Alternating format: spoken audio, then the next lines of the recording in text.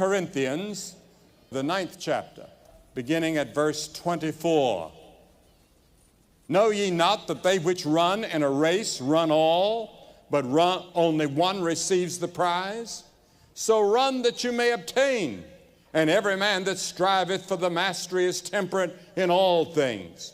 Now they do it to obtain a corruptible crown, but we an eternal, incorruptible crown. I therefore so run, not as uncertainly, so fight I, not as one that beateth the air, but I keep my body under subjection, lest that by any means when I've preached to others, I myself should be disapproved. And then the 12th verse, wherefore, of the next chapter, wherefore let him that thinketh he standeth take heed lest he fall. There hath no trial or temptation or trouble taken you, but such as is common to all men. But God is faithful, who will not allow you to suffer to be tempted above that you're able, but will with the temptation or the trial also make a way to escape, that you may be able to bear it. Young people today are faced with so many problems, especially peer pressure.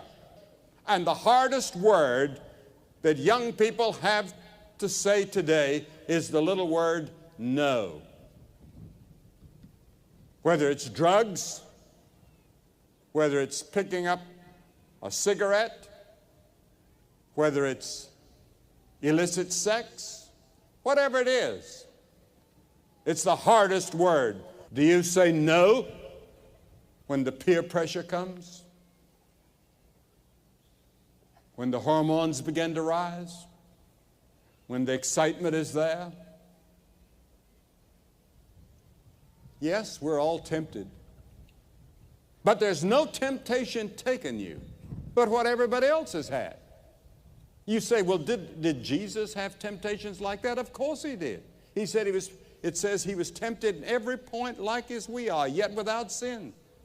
Because the moment you're tempted, God provides a way to escape. There's a way out. He provides it. But you have to make the decision to go that way, and when you make that decision, the Holy Spirit is there to help you and give you strength and courage.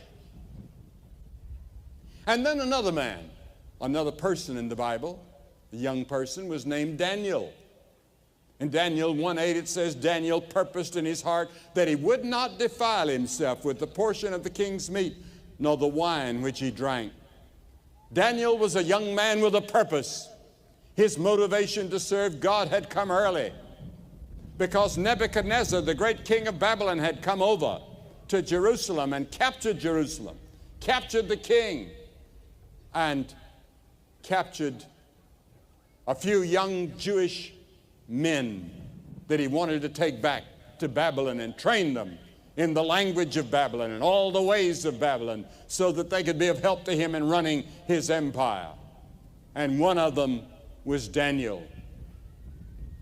And he wanted young men with whom there was no blemish, well-favored and skillful in all wisdom and cunning and knowledge and understanding science. He wanted him to be proficient in physics and all the scientific studies of that day. And during the period of training, they brought the finest foods for Daniel to eat. But Daniel wanted the simple lifestyle. He wanted to eat ordinary food. He didn't want to eat the rich food off the king's table. And he asked the head of their training program, his professor, if he could do it. And the professor hesitated. He said, if the king finds out about it, I'll lose my head. So Daniel said, well, why don't you give us 10 days and let's try it out. And so in 10 days, they fed them just beans and water and the things that Daniel was used to eating, simple food. And when the 10 days were finished, Daniel and his friends were stronger and better looking than all the others that they'd been feeding all those fine foods to from the king's table. How different from those who can't wait until they get away from home to live it up, because Daniel had been taken 1,500 miles. Who would know?